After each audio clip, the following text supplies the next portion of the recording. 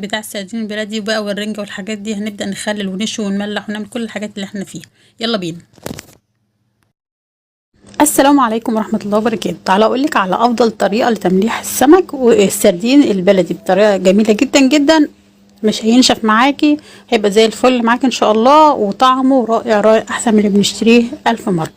اول حاجة معايا السردين كده غسلته كويس، صفيته في مصفى كويس، وبعد كده فرطته بالشكل ده على صينيه كبيره كده، وهبدا ارش عليه ملح. تمام.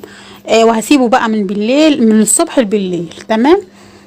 لو هتحطيه مثلا في بلكونه او كده، غطيه وسيبيه لما ينزل كل الميه بتاعته. بعد ما ينزل بقى ميته بالشكل اللي احنا شفناه مع بعض ده،